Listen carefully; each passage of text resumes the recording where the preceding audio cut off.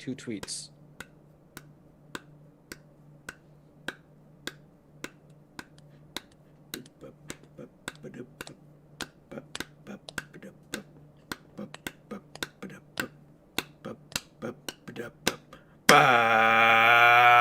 Hello, everybody, and welcome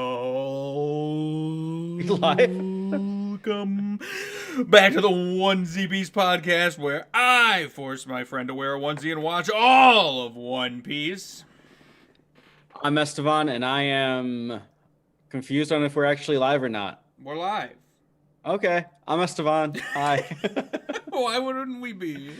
Because, I don't know, it was not our normal, you just started clapping like an idiot, and I followed suit. And then all of a sudden we're live. I was waiting a little longer this time around. I was waiting for That's Dig's fine. message to come through. That's fine. I guess that's how long we have to wait before they hear us. I'm Wade. Hi, Wade. I have never seen One Piece before. I'm watching it blind. I'm not that big of a fan of anime to begin with. Yep. And so this is the life that Wade has chosen for me to live. Yeah, and I tie you up in the basement and force feed you popcorn whilst we watch One Piece together.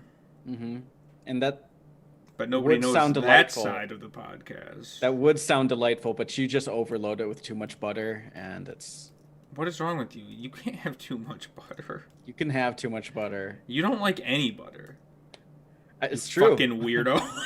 It's true. I don't like butter on my popcorn. All right, see, everybody immediately. The fact that you don't Everyone's like butter. off. Yeah. Any allies I once had are now gone. Exactly. It's and all your opinions are they don't matter. They're not real. They're wrong. I know I'm not the only one. There are a handful of us out there. There are dozens of us. Dozens. How's it going? Oh, it's going.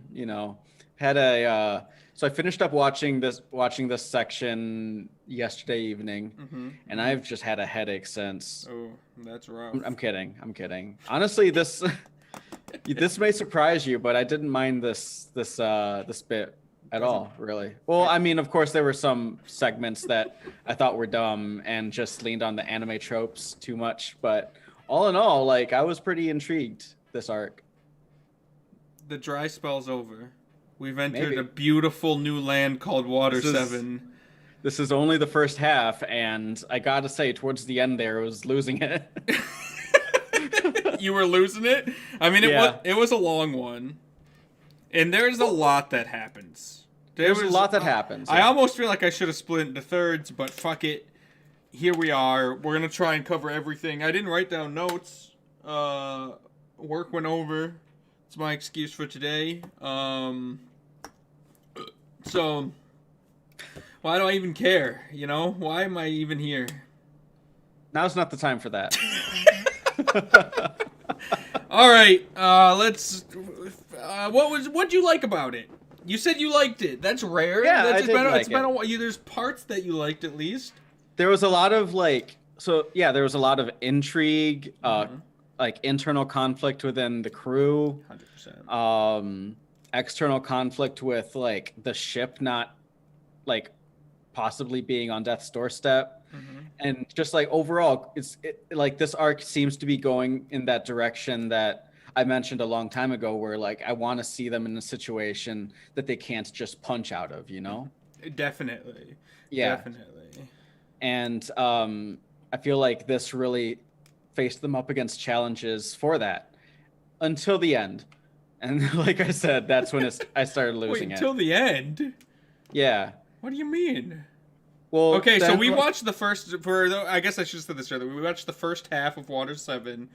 Yeah. What was the last thing you saw? Tell the viewers the last thing you saw.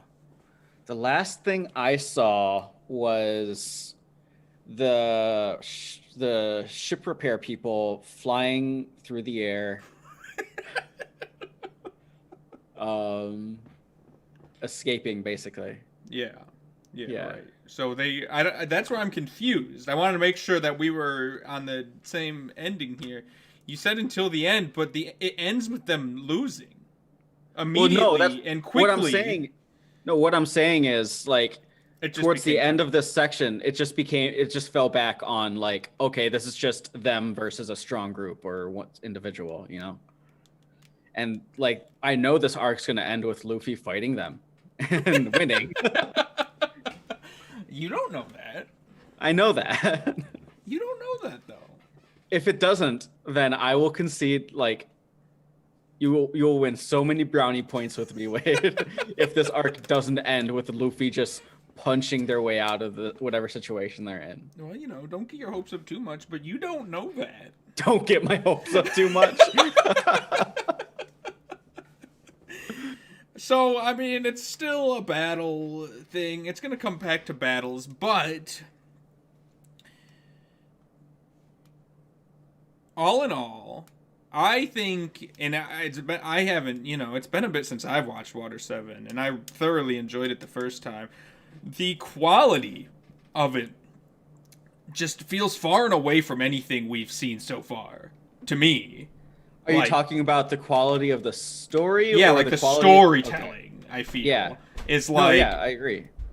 You have, like, the internal conflict with the crew. You have... In my opinion, you were finally seeing some of that character development you've really been hankering for. Yeah. I think we get some good taste of it in this arc. There's, like, so much just going on in so many different angles. The crew is just falling apart. Yeah. Robin is gone. Robin's gone rogue. Gone. Yeah, Usopp's being a bitch. Yeah, Usopp's being a little bitch. The ship is knocking on death's door. Mm-hmm. Mm-hmm. And that's like, I mean, that's weird because like the ship's been with them like almost this entire time, and I'm like at this point where like I kind of suspect that at the end of it they'll figure out a way to save her. You mean how nonsense? Because nobody ever dies, not even the ship. One Piece loves killing people and things. Yeah, right.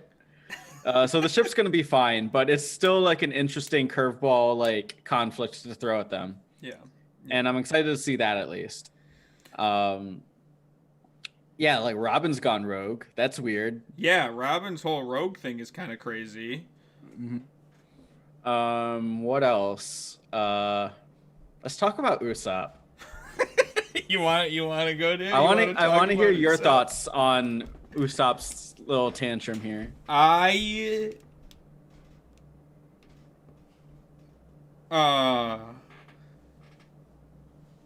genuinely enjoy every character of the Straw Hats in this this whole, in at least this half.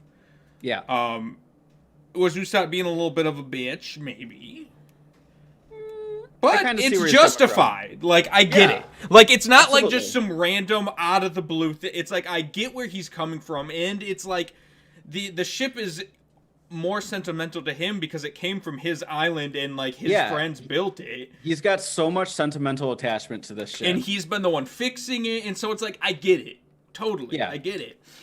And so, him going off the rails like that, and then you have Luffy, whose gut reactions to kind of side with Usopp, but then he kind of came around, and it's just that whole butting of heads that...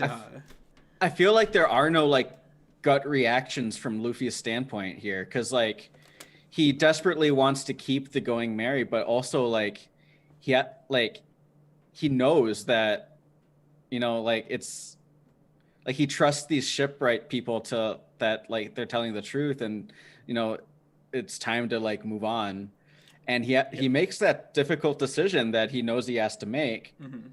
And now he's, like, now he has to deal with the consequences, Well, the clash that I really loved is Luffy's gut reaction when they told him that was, no, we're going to keep the Mary. Like, we're not going to just let it die.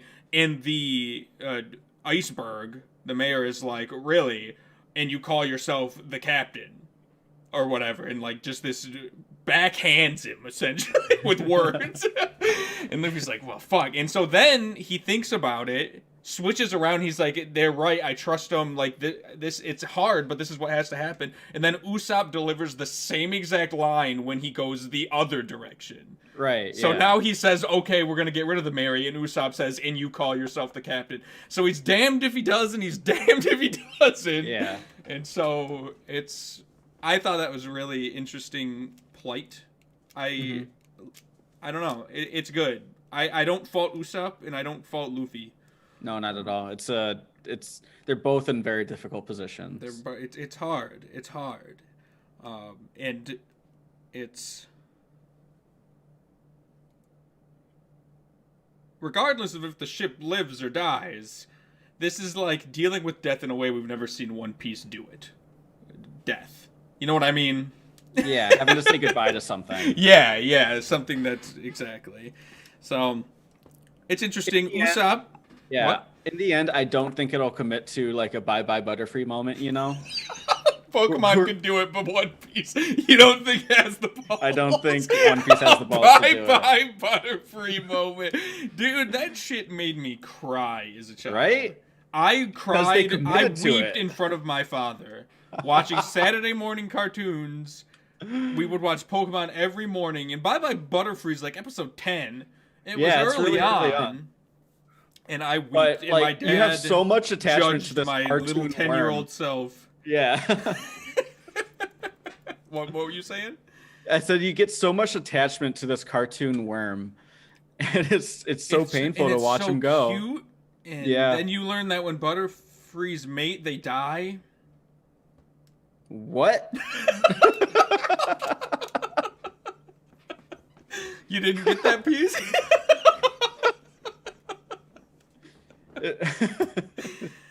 I must have missed it. I can't remember if that's real or not. I feel I like don't in the think they put Pokedex somewhere it like implies it, but it might have just been a meme. They must have left that out of the Funimation. They left it.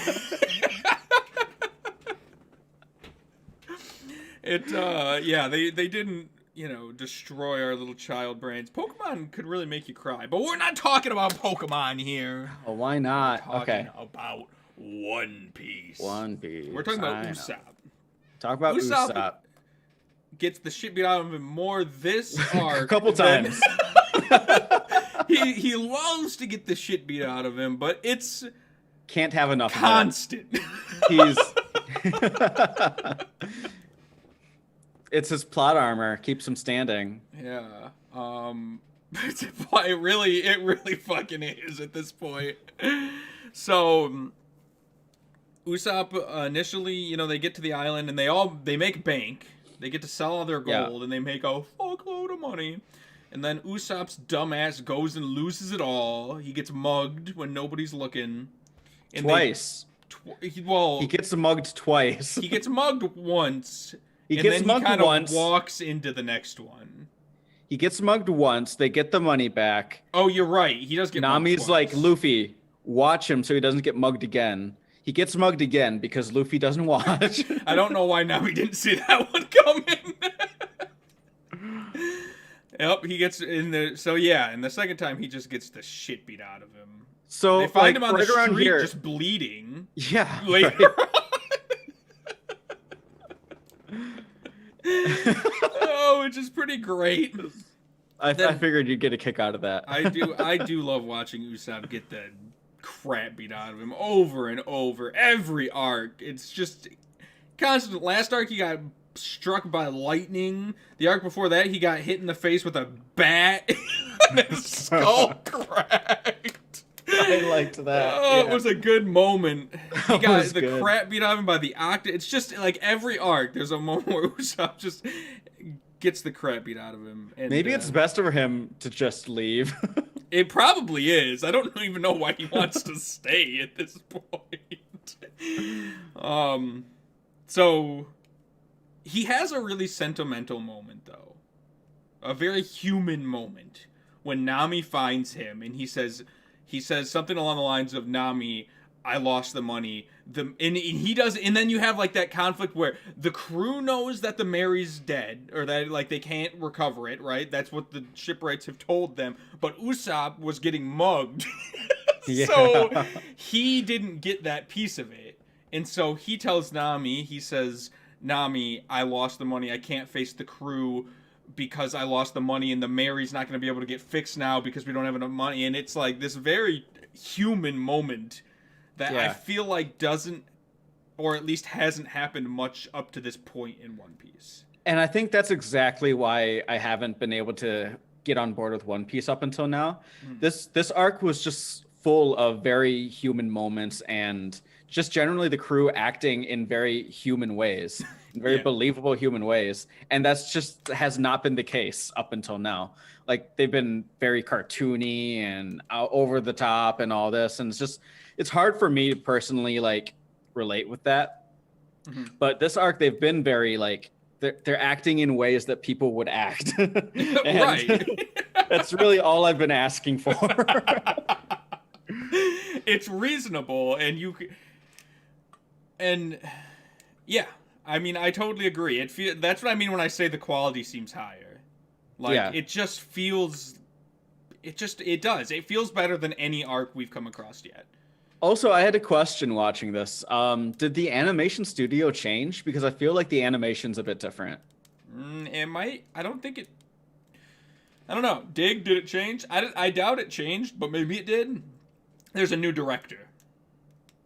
Oh, okay. New director, it says Dig. So,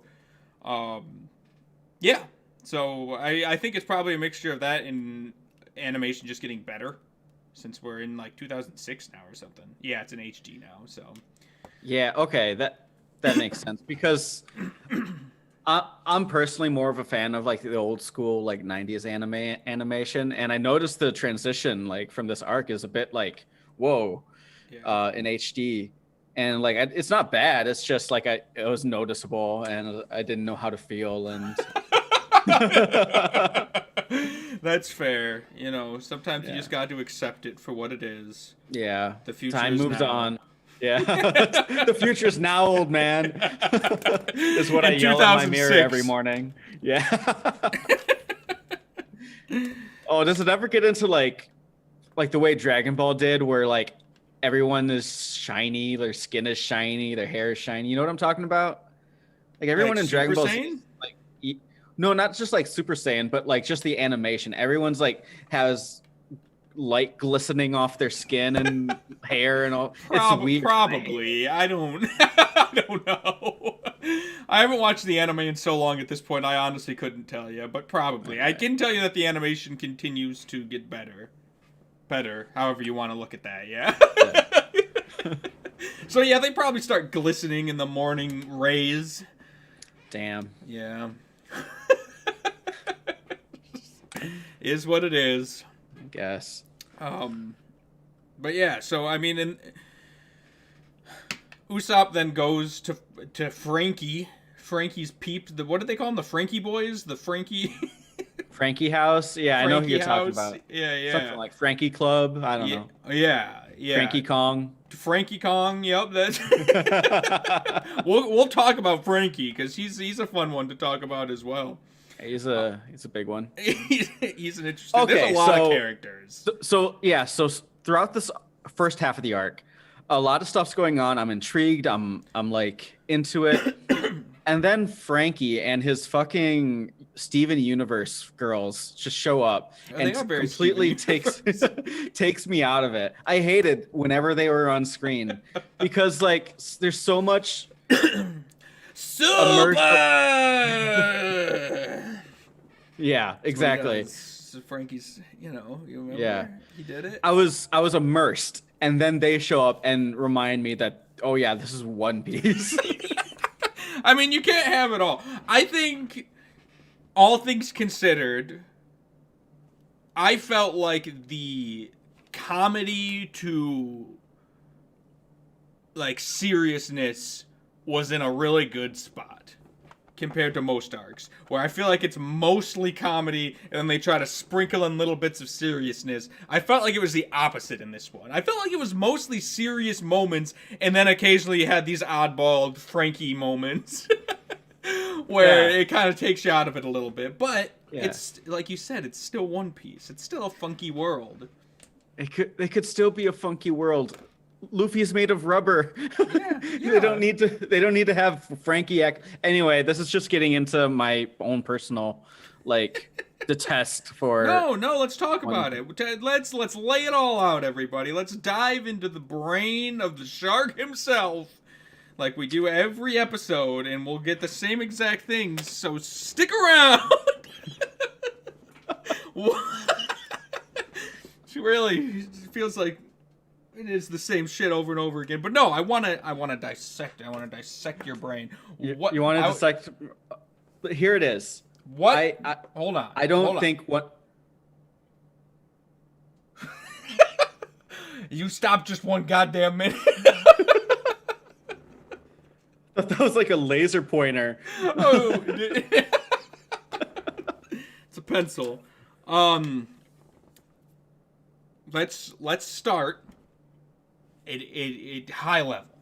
You see Frankie for the first time, and when he unveils himself from the mask, right, and he's on top of the building with the two Steven Universe chicks, right? You see him in that moment. Gut reaction. Oh, god damn it. Okay, yeah.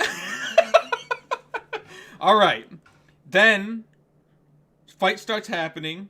He calls out Luffy. Luffy has this moment. You find out not only is he doing all this goofy shit, he's a cyborg. Thoughts. Gut reaction. Ah. He's shooting his fist out. He's got like laser beams or some shit. Yep. You're not down. I'm not down. Chopper did this, and it went. Remember, he does this thing. He didn't do it this time, but he's done it in the past. Yeah. Where he does this, and and then it's like all cyborgy, and he gets their weak point. Yeah. But he's not a cyborg, so it was stupid. Chopper is. Yeah. Now we have Frankie, who is a cyborg, and it's still stupid. Yeah. Checkmate. It's not whether the person is a cyborg or not that makes it stupid. It's just stupid. At least he has the means to justify the ends. Listen, I feel like every arc or every other arc, they try to add some new thing to make the enemy unique, to make the arc unique, and then we'll maybe never see it again. So you think Cyborg is the... Cyborg is this arc's flashy new toy. It's like, okay, this is the only Cyborg we'll ever see. Maybe we'll see like one other 700 episodes from now, but whatever. It doesn't matter because everyone in this world can do wacky powers. Mm-hmm.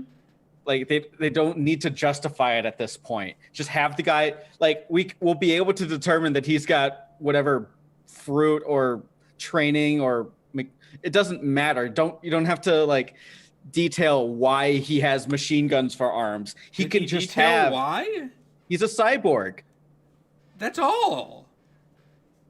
Yeah, that's what I'm saying. You make it sound like they went on like a 10-minute tangent talking about his electronic pieces. Like they just said, I'm a cyborg, and then moved on, man.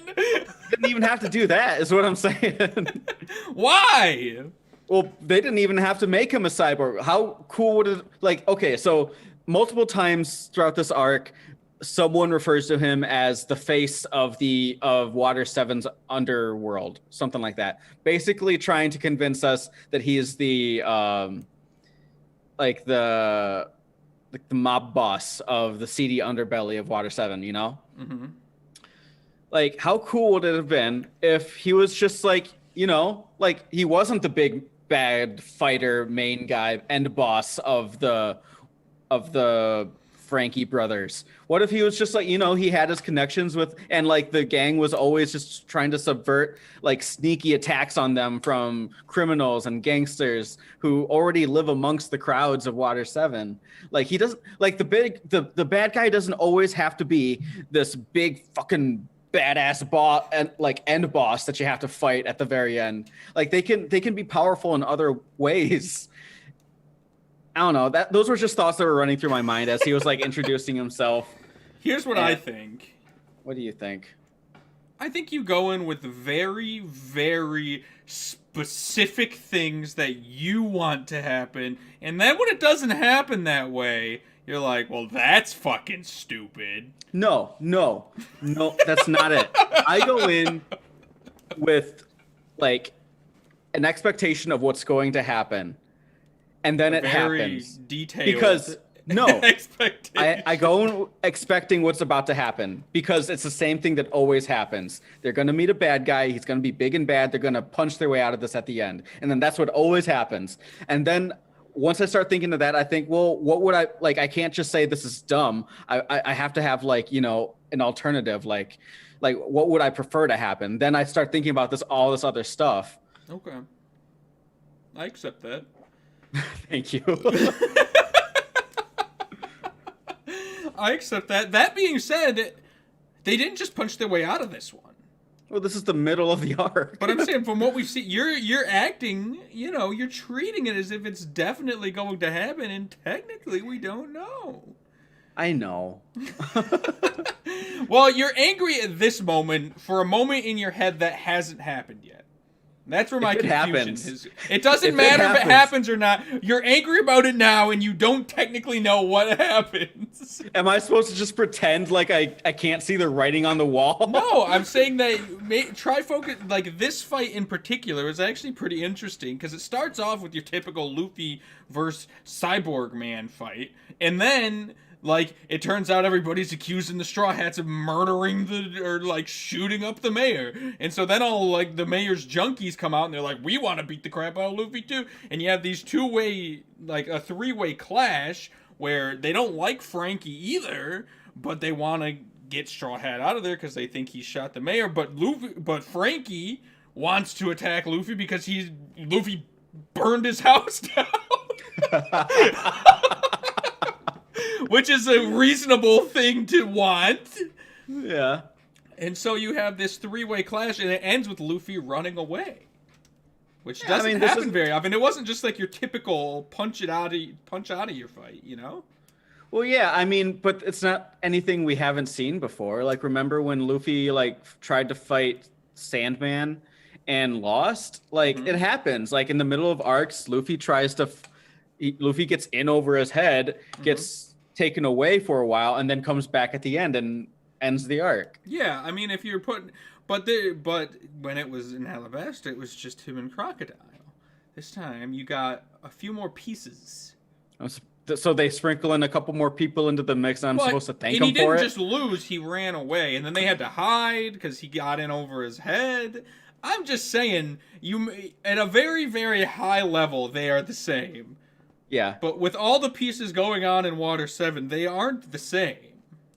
They're marginally different, I'll give you that. So Frankie's a cyborg. And he shoots off a little bit too much energy, which makes his hair floof down. Yeah, he's powered by Coke. And then he fills himself with soda, and that is how he energizes himself. What were your thoughts when we got to that part? My honest to God thoughts are, I'm going to bitch about this, but Wade's going to say it was a joke, and I have no humor in me at all. Well, that's just a fact. So let me reanalyze this. You know what? On second thought, I just don't think One Piece is funny. And I accept that. At least you recognized it was a joke. I mean, it is a joke and it isn't. This one's a little more on the in-between, because it is a joke, but at the same time, it is legitimately how he powers himself. But it's just a joke. But it's just a joke. It's just a wacky, unrealistic joke. Yeah. All the while, I wanted to get back to what's going on with Robin. Like, how's Usopp? Like, I wanted to go back to all this immersive intrigue. Think about this. You wanted to go back to something. That's pretty revolutionary. It was Robin, and that's, like the past couple of arcs, it's always like, I want to go back to see what Robin's up to. Yeah, but you just said Usopp, too. Yeah, Usopp had some interesting stuff going on this time. Yeah, so see, we're moving up. It only took over 200 episodes. See, the way I look at it, is you need to sift your way through Skypia and long bullshit to Long ring, long understand land. what you didn't have. It makes this arc all the sweeter when you come out on the other end and you're like, wait, this is actually pretty good. Like, there's actually a lot going on that makes sense. There's character development happening. All these choices aren't like random. They all it makes, because like even me who love One Piece, the lover of One Piece, right here. Penguin, yeah. Yeah, a penguin, the lover of One Piece. There's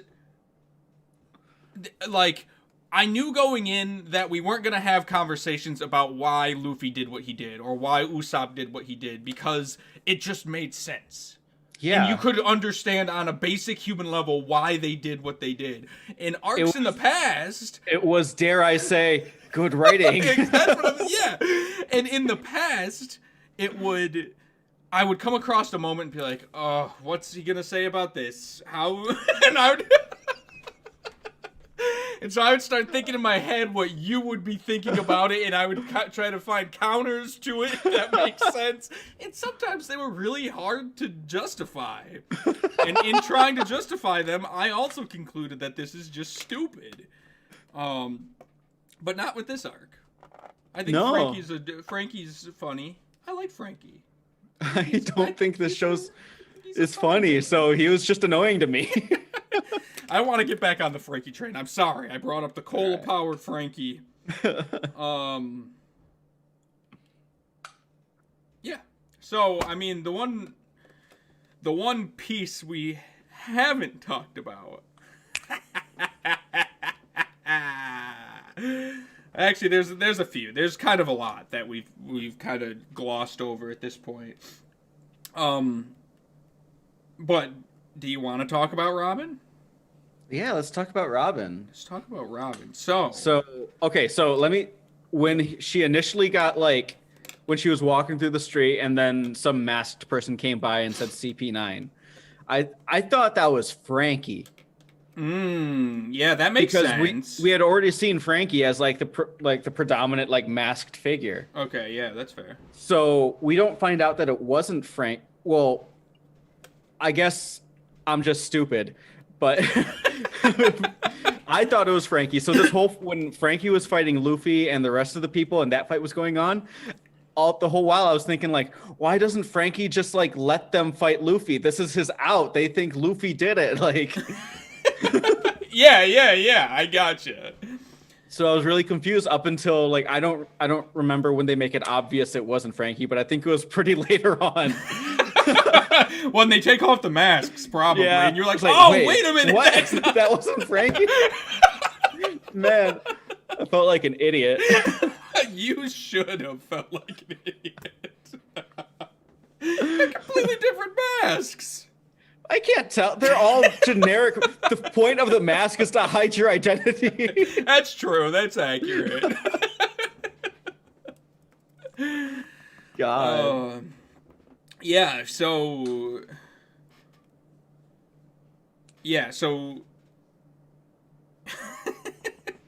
the whole thing. I thought it was like some, like, Winter Soldier situation where, like, you say the right keyword and then she triggers, like, assassin mode, you know? Oh, that's what you figured.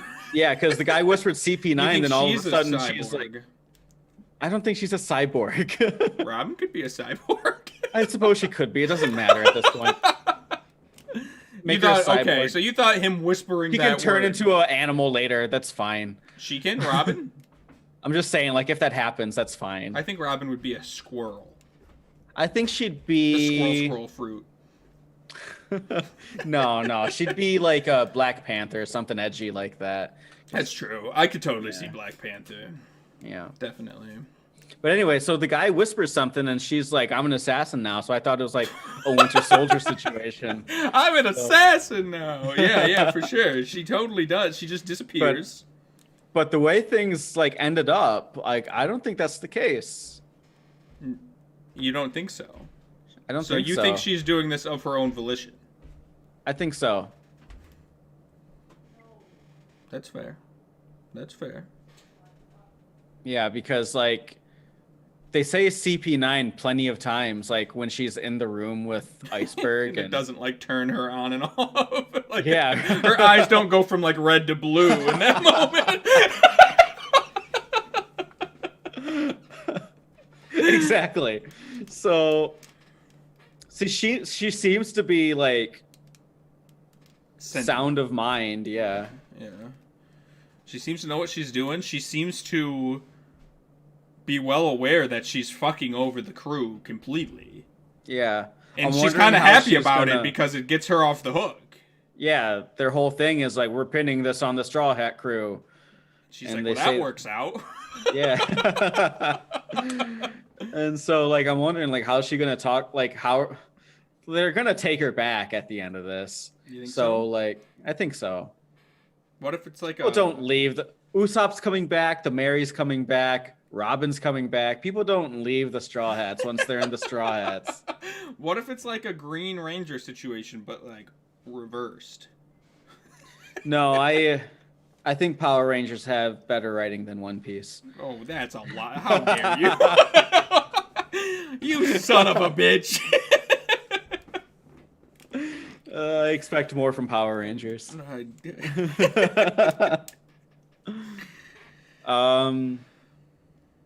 Like the only person who's kind of left is Vivi, and she was never really part of the crew anyway. I don't know. She kind of died in a way. No, I'm saying like, yeah, she left the crew, but she was never really officially part of the crew. But you thought she was gonna stay. I was hoping she'd stay. You were convinced she was gonna stay. I was hoping for the moment she becomes part of the crew, but that never happened. So her leaving is no big deal. That's fair. If she had stayed on the crew, do you think Robin would have joined? Do you think we would have 3 girls? Would we have gotten the double whammy? The triple whammy. Well, double whammy in that we'd get 2 new crew members, like, immediately. I thought I meant triple whammy as in, 3 ladies. 3 ladies. Wonder what Vivi's up to. Probably ruling a nation. I wonder if we'll get any cover panels of her.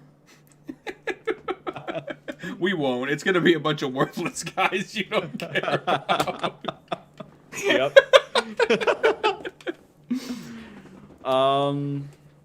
So you think that at the end of all this, nothing's going to change. They're going to leave Water 7 and go about their merry way. They might have another member, like someone to repair the ship. Okay, you think they'll pick up a shipwright? Any ideas of who it would be? At this point, there's a lot of shipwrights.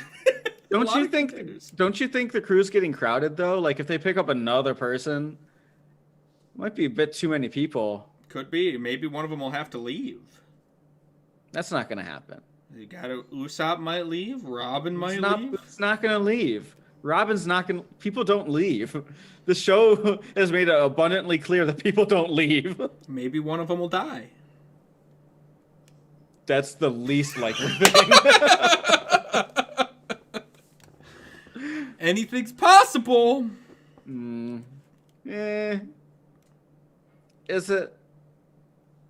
Maybe we will get like a. I'm pretty sure we'll get like a new person this time. Do you think it's gonna be anybody we've met so far? Nah.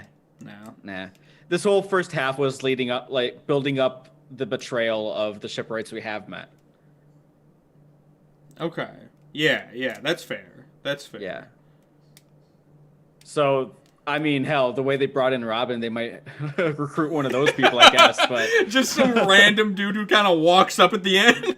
Yeah. Well, Robin wasn't random; she was around, but yeah. Maybe they'll recruit the cougar guy, whatever the hell he is. Cougar guy. Yeah, the guy that can turn into a panther, cheetah, or leopard. Is it a leopard? I think it's one of leopard. them. Lucci. Yeah. Rob Lucci. What did you think of him and his talking bird?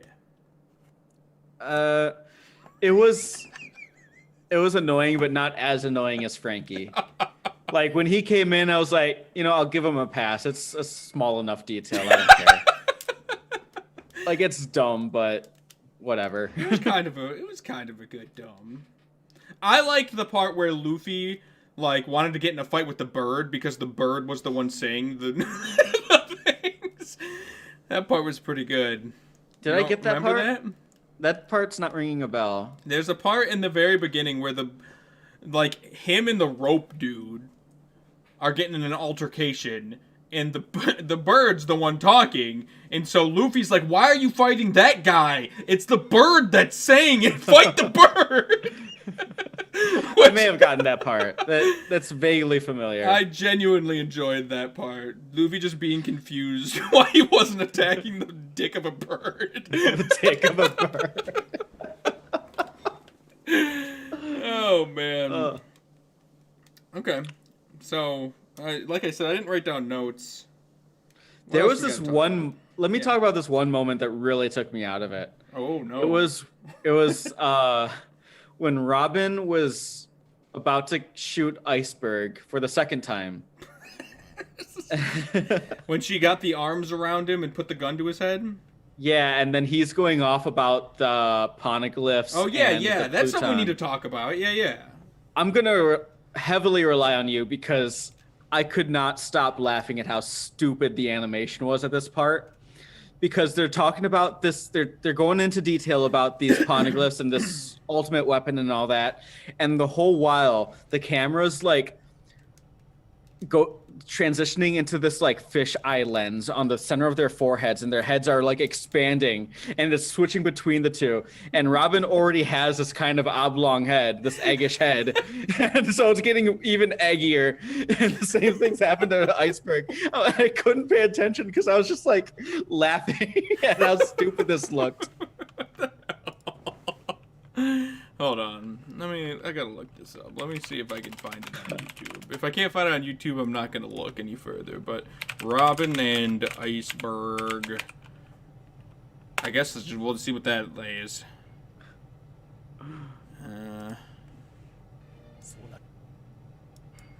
He had her like on the ground. She was on the ground, or no, Iceberg was on the ground, and like Robin was like about to shoot him, like had the gun up to him. Yeah, I'm not seeing it off the top of my head. All right, you do me a favor and look up, or tell me about what the hell they were talking about, and I'll look up the moment and send you a screenshot.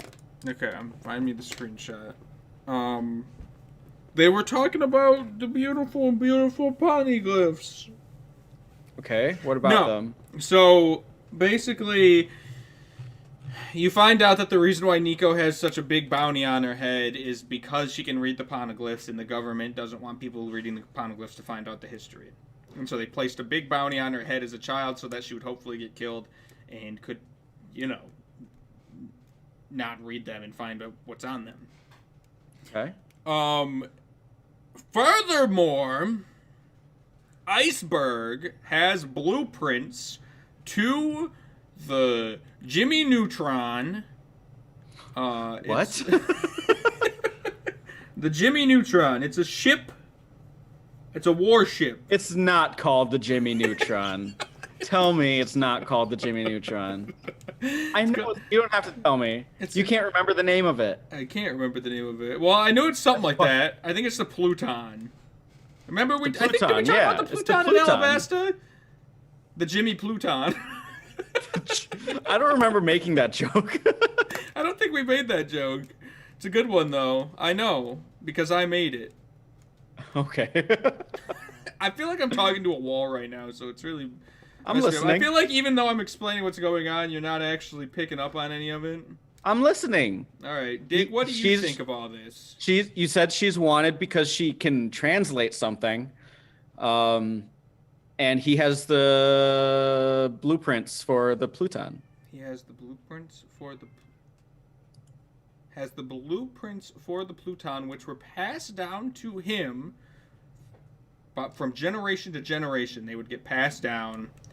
Okay. Just in case shit went south and they needed it to, like... Because I think the implication is, and I might be fucking this up. I don't remember. I believe the implication is that there is a second warship that could potentially be built, and they wanted to keep this one around in case that one ever got built, then they could just full-on nuke the world, I guess. they wanted to have a means to fight back if that ever gets built, or maybe it was just like a weapon of some kind. If a weapon ever got built and they needed it it was for their own gain in case shit went south and they needed some huge thing to combat whatever the big threat is. And Iceberg believes that humanity is better off without it, right? Yeah. That's why he wanted to get Robin, and she's like, because he wanted to track down Robin, bring him to his office, so he could kill her, so nobody could ever translate the poneglyphs. Sure. That's what I remember picking up. That sounds right. Why doesn't he just destroy the blueprint then? Well, because so I don't. His whole thing was that they didn't destroy. They would have burned the blueprints, but they wanted them for that like defensive reason in case the other thing gets built. But now, and the government didn't know about the blueprints. Now the government has found out about the blueprints, and that's exactly what he wants to do. Now that the government knows that the blueprints exist and that he has them, he's like, we're better off just burning them now because I don't want to risk it. But it's kind of too late because you're already here and you shot me. So I found the scene. If you want to look it up, it's right. episode 243 at 12:19. All right, episode 2. Now, Dig in the chat says he elaborates, pretty similar to what we were saying, but a little different. The location of the Pluton was on the poneglyph in Alabasta, and Robin read it and knows where the Pluton is. But Iceberg has the blueprints to make a counter Pluton.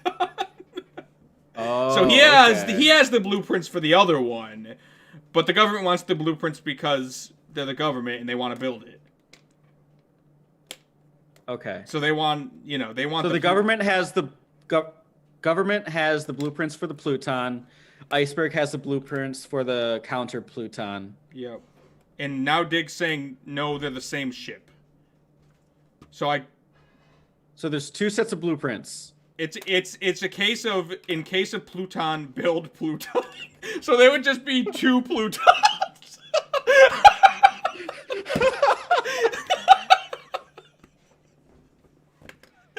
Okay. That clears it up. What could go wrong? There's one huge warship that could destroy humanity. Why not put a second one in here? All right. It literally is just like nuclear war. Yeah. Nuke them, and then they're just gonna nuke you. Yeah. And the whole world goes to shit. Mm-hmm. What episode did you say it was? 243. 243. It's a nuclear deterrent. I don't think it's a deterrent. I think it doubles the amount of nukes. It sounds like it makes the nuke problem worse to me. It's only a deterrent if you destroy the other one. But even if you destroy one, the other still exists. There's still one, like, unless they both destroy each other at the same exact time, which is pretty unreasonable. Ain't that the way it goes, though? Like, humanity uncovers new technology, and then someone figures out a way to weaponize it and kill other people with it? Yep, that's it. That's it, boy. What was the timestamp on that? That'll be 12:19. All right, let's take a look at this. Let me screen share for you. You'll have to mute it, or else we'll get flagged. I know. It's fucking okay. bullshit that there's they know subtitles. that they're so well. Yeah, there's subtitles. Exactly. It's all about the faces, really. And let me go to. We'll just go to the. Nope. Oh wait. No, that seems to be right.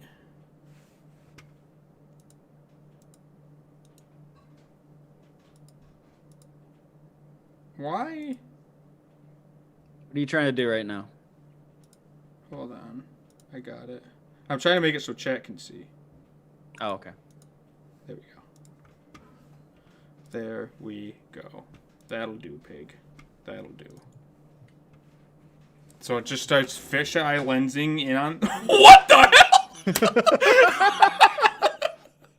hell?! Now wait till it gets to Robin. Yeah, Oh my god! it gets worse. That is so much worse than I was ever expecting it to be. I thought you were exaggerating. I straight up could not focus on what was going on. What the fuck?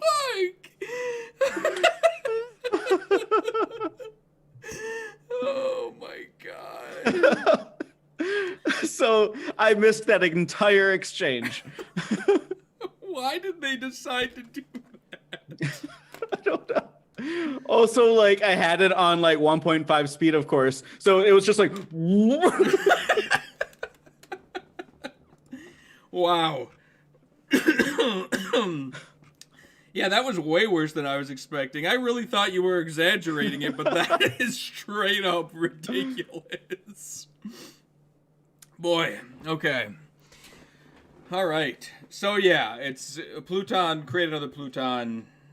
But then it begs the... So I guess the government must not know where the first Pluton is, otherwise they would have built it. So there's two means of building the Pluton. You have the blueprints, you have the poneglyphs. The only one who can read the poneglyphs are Robin, and the only one who has the blueprints are Iceberg. okay. So They found out wanting Iceberg to- had the blueprints. Okay, so Iceberg, the only reason he wanted to kill Robin was because Robin... He didn't know that Robin was already in cahoots with the government, with CP9. He probably wanted... No, I think... You're probably onto something. If he killed Robin, she's the only one that can read the poneglyphs. So if he kills Robin, he can then burn the blueprints. Because there's no way the Pluton could get created at that point if Robin was dead. So if he kills Robin, he can burn the blueprints and they don't have to worry about it. So if you have the blueprints, you don't need the poneglyphs, right? Yeah, there's two. You can either learn how to build it through, or does it already exist and you're finding the location through the poneglyphs? It exists. Okay, Dig says it exists somewhere in the world. So okay, the there's one poneglyphs Pluton give you the out there location somewhere. of an already completed Pluton. Okay. These were the blueprints that were used to create that Pluton. Okay. So. Okay. So you kill Robin. That avenue to the already completed Pluton is out. Right. The only choice they have is to build it. If you burn the blueprints, they can't build it. Okay. Seems a bit aggressive. I get it, though. He's trying to save the world from nuclear war. Yeah. Yeah. But does he have any reason to think that she's actively I mean, she is. But does he have reason to think that she's looking for the Pluton? I don't know that he does, and I don't know that he cares. That's I think fair. he just sees it as she could. I might as well just eliminate it just in case. Yeah, that's fair. So, but I don't want to destroy the blueprints until I know she's out of the picture, because then she might find it, and then we're going to need it. Then we're out of Pluton. Yeah. It's a real humdinger of a situation. So the Pluton, it's a warship? Yeah. From my understanding, it's just like a huge warship of some kind. Uh-oh. Oh, you're back. So, like... It's a weapon, Dig is saying. So it's not a warship? It could be a warship. I genuinely don't know. There are a shit ton of engineers in this world. Couldn't they just build a massive warship on their own? Presumably, it's some secret weapon that nobody knows how to make anymore. It can't be just a warship. That's silly. I don't know. I don't accept that. I'll just tell you straight up. We haven't gotten to it current day. I have no fucking clue. Are you serious? Yeah, we still don't know what the hell this thing is. You're at episode 1000 or something. Yeah, and there's one of the mysteries that has never been solved. So you're asking the wrong person. This is like the only thing I care about right now. Well, I am just saying. God damn it. I mean, I'll say this: the poneglyphs don't just reveal the location of the warship; they reveal a lot of other things. All right. So it's not like it's just about the Pluton. So there's still like story to be had within the poneglyphs and within Robin's whole thing. I'll hang on to that. Sorry for the mild spoilies, but I just okay, want to let you know care. that I genuinely am not trying to beat around the bush. I don't fucking know. Well, here, I refuse to accept that it's just a warship. That in the end it'll be a warship. It's got to be something more. In a world of pirates? In a world of pirates, yes, feels it's like got to be more than a warship. What if it's because like any engineer can build a massive warship. What if it's like a flying ship? Like our lightning. We already had one of those. Yeah, but lightning. Also, like, I had this thought the other day. Like, why did the guy need a ship at all? He's made of electricity. He can just go through air. Presumably, he can't. He has like an energy source. You know, he can only go so far. You know what I mean? Like Luffy can only stretch to like 100 gum-gums. This guy could probably only only exert so much lightning before he has to rest. Okay, Can't so make was it to the the ship, moon. like, It's too far. Maybe the ship had like 2 pieces of rug that were constantly creating static electricity. Well, that's why. Presumably, he was putting it into an engine that was then distributing it in a more efficient manner than he could by just zapping himself around. I would also have it create static electricity by turning 2 gears that had rugs at the end, creating static. He only has 200 Goro-Goros of power, according to Dig. I'm not even going to justify that with a response. And I believe that that's something that Oda said. I don't know what Goro-Goros are, though. Not even going to respond to that. Okay. I digress. Water 7 is great. It's at least the it's first pretty half good is so great. far. Yeah. We'll see how it ends in your eyes. Do we have a digger question this week? We do have a digger question this week, and you know what? This is a great time to do it. It could spark some conversation that we have missed.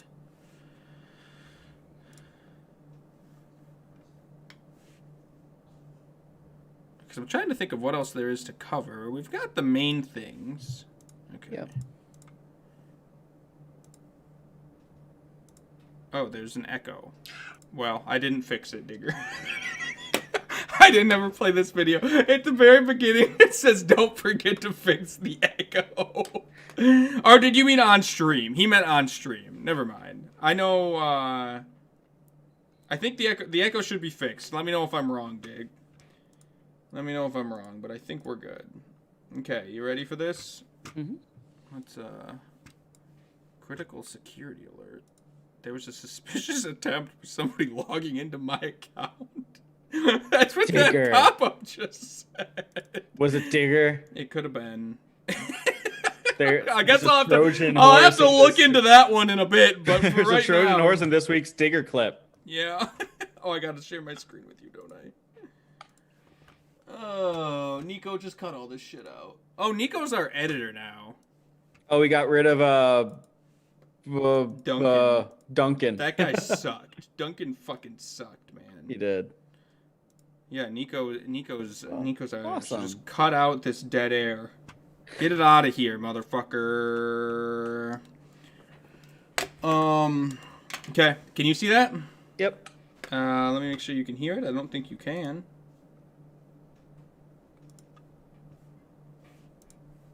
When creating You hear that?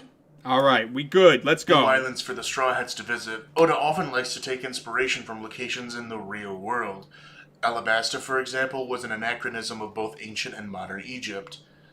What real-world inspirations do you think Oda drew on for Water 7, and what did you think of the design of the maritime city of Shipwrights as a whole? Pretty good question. I like that. Yeah. I think some obvious inspirations were like Venice. Definitely. Yeah. Whenever it showed like a wide shot of the city, it kept reminding me of Gondor from Lord of the Rings. It was probably a mixture of Venice and Gondor. Yes.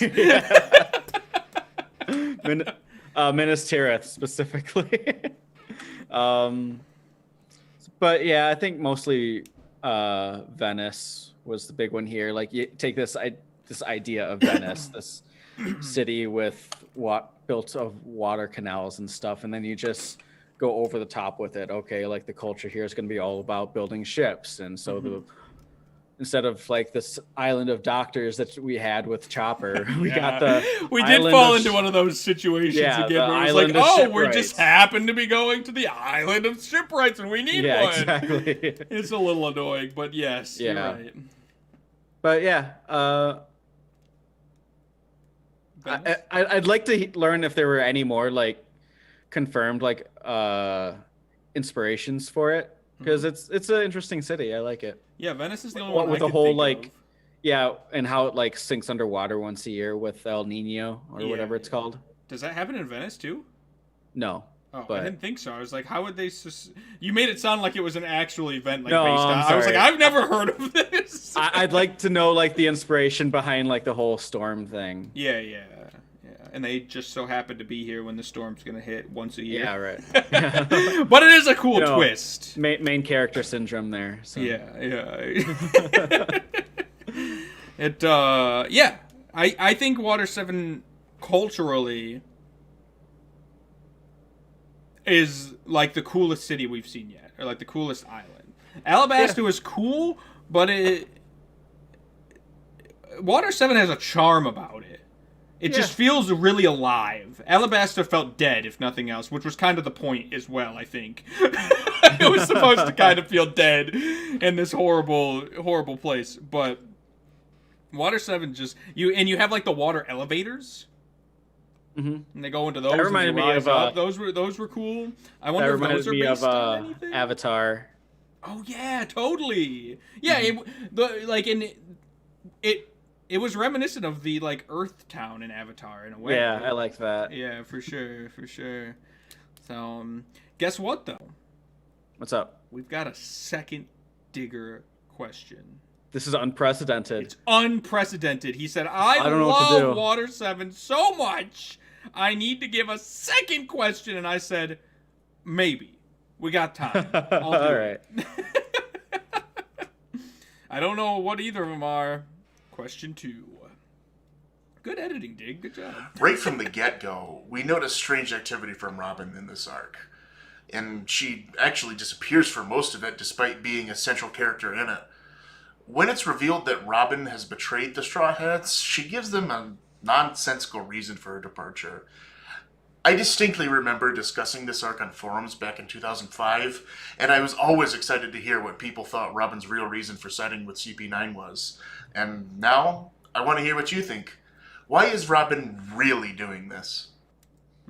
That's a good one too. We didn't really go into why. Yeah. We talked Because about also talked about how you think she is doing it of her own volition. So what is the reason? Why do you think Robin is? What is her problem? I mean, so yeah, I do think she's sound of mind, but I would be open to like a twist where like, yeah, it was a Winter Soldier type of thing. And like she was, I don't know how I feel about that. Kind of seems like a cop out. Like, there was, oh, like, her the- brain was washed. The mind fruit, and it just like controlled her brain. Yeah. You'd love that. No, I wouldn't. No, you wouldn't. No, I'm tracking back. Like, I don't think I'd like that. I want her to be like sound of mind. So let's assume she is. What do Okay. you think is the reasoning behind it? I think a cool reasoning behind it would be that the only way to protect the Straw Hats from in the long term would be to look like she's siding with them. Look like she's siding with the CP9 people. But like if she didn't, then the Straw Hats would be like pinned for the crime right here and now, and then there's no chance for them. But if she goes along with it, makes it look like she's betraying them, then there's a chance that they can escape later on. So you think Playing the she's long doing game. it with good in her heart to save the Yeah. Straw Hats? I think she has a plan to save them from getting locked up for the rest of their lives. But and why do it in the executed. first place then? Maybe, I mean, they would She have was the done one that this. started this. She was the one that shot Iceberg initially. Iceberg would have been shot whether she went with them either way, whether she was even there or not. They just needed a scapegoat to pin the crime on. This isn't personal against the Straw Hats. They So just you- needed a scapegoat. Right, and so you think her plan was she wanted to pin it on the Straw Hats and then hope that... No. I'm thinking the plan is, like, this crime is going to happen regardless, now that they have a scapegoat to pin it on. It just happens to be the Straw Hats. Now she has the opportunity to be on that side and try to maneuver things in a way that they can escape at the end. Okay, I get what you're saying. Okay, okay. An interesting twist, and I guess we'll just have to wait and see what happens. Mm-hmm.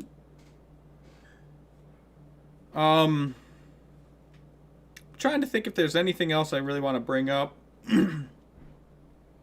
You mentioned how at the end you felt like it was falling right back into it, where it's just like Straw Hat's a very strong team. Yeah. Oh, fucking, hold on. Luffy versus Usopp. How the hell did we forget Luffy versus Usopp? We kind of touched it. We just didn't talk about the fight. We didn't talk about the fight specifically. Yeah. Right. So, yes. So we talked about their argument, kind of, on the ship, which words were said. Mm-hmm. Regretful words were said on both ends. And it ended up with them fighting each other to the death. Yep. Not really. But Usopp comes back at 10 o'clock. What are your thoughts going into this fight? Like, there's no way Usopp fucking wins this. Yeah, like, first off, there's no way that Usopp wins. Right. Like, it just can't happen. There's also no way that they actually kill each other. That like, would be Luffy's a crazy twist. If the Luffy's not gonna crewmates kill Usopp. killed one another. Yeah. My thoughts are, I'm excited because it can't just be like Luffy beats the shit out of Usopp either. Mm-hmm. It's got to be like a compelling, like they didn't have like all these episodes of intrigue and build up just to have like this lackluster Luffy just punches him in the gut and Usopp falls over. That's it. Right. Like sure. this has got to be a rewarding moment for the viewer. Did you feel like it was? I did. Like Usopp was able to pull off like a good fight in the way I knew he'd be able to. That being like ingenuity. That's one of the few character traits that Usopp has. He's ingenuitive. Like he can use his knowledge to his advantage and like come up with these cool little gadgets that help him in situations. Mm-hmm. And it's not like he pulled out anything out of the blue either. Like everything that he used against Luffy is stuff that we've seen him use before. Yeah. He didn't come up with some like Nami god weapon, like, oh, here's a perfect weapon for your specific situation. That is true. So I thought it was like an all around like cool fight. I enjoyed it. Yeah, I remember the first time I watched the fight. Going in, I was like, there's no way Usopp wins this. And then... Yeah, like, this fight can only go one way. Like, right. Usopp skips a step, and then Luffy's in. But I was worried that somehow... Yeah. Usopp was going to actually turn it around. And I'm so glad he didn't, because that would have so taken me out of the moment. But he did put up a good fight. It made sense. He, like you said, he used his ingenuity to come up with some cool ideas, and also the fact that he knew how Luffy fights was very helpful. This fight wasn't about who would win between Usopp and Luffy. It was about like how long can Usopp hold his advantage until Luffy wins. And that's exactly what it was. I think. I agree. And it was perfect. And he held his advantage for as long as he could. A couple minutes. Yeah. And then he got punched in the gut. Granted, it wasn't long, but it was as long as he could. he gave up a good fight. You know, yep. He did some things. Luffy seemed relatively unfazed by them for the most part. But I genuinely enjoyed the fight. Didn't go on too long. You know, didn't overstay its welcome, and was very emotional. All day, like them kind of all saying goodbye. In a way, like Chopper wanting to help, but then Zoro being like, "You can't help," which seems a little fucked up. But then he went out and did put some medicine down there anyway. But it's like going all the way back to the Zoro Luffy fight, which was asinine and fucking stupid. It's like that done right. Yeah, exactly. And like they finally figured it out. It didn't feel fan servicey at all, you know. Right. And so. Just it played to the plot of the arc. Definitely. Yeah. Definitely. So, yeah, we'll just have to see what comes in the next Water 7. Real quick, since I mentioned it earlier, at the end, you said that you didn't like the direction it was going, how all these members of CP9 have now revealed themselves, and it feels like it's just Straw Hats versus another group again. Yeah. It's going back to punching their way out. So, is your prediction that the next half is just going to be fight? Yeah. It's kind of setting itself up just like Alabasta was, where you have like these series of bad guys and then one big bad guy being the cheetah guy. And like Zoro's probably going to take off one guy, Sanji's going to take off another. Hell, why not Nami and Chopper take off the next guy? Where's Or Usopp landing? maybe Usopp will come back and save them with the last guy, allowing Luffy to take on Leopard guy. And so you think they defeat them all, and then Robin's like, "You saved me," and she comes back. That's your prediction. Maybe Robin will like at the last minute be like, turn on them. Like, now's your chance. Attack with me, and they'll all attack them. I don't know. I'm expecting. I don't know exactly how it'll go down. I'm anticipating just, series of fights leading to Luffy taking on Cheetah Guy. Okay, that's fair. Also, in that is going to be Robin and Usopp redemption episodes. So somewhere in there, yeah. They're gonna find their way back into the Straw Hats. And again, they're just gonna leave. They'll find a way to fix the Mary. They'll get the hell out. Maybe of there. it'll be that ghost guy again. Whoever ate the ship fruit and. Oh yeah, maybe he'll be the one that truest fixes the Mary repairman. in such a way. It's a ghost ship now. It can fly. Yeah. Maybe. Well, we'll just have to see next time. So I'll give you the episode list. It's about the same what we watched this week, so it's gonna be kind of a lot, but. Hopefully it can keep it up. Mm-hmm. So, all right. Bye, everybody. Thanks for watching. Bye. We'll see you next week. Bye-bye. Bye now. I didn't do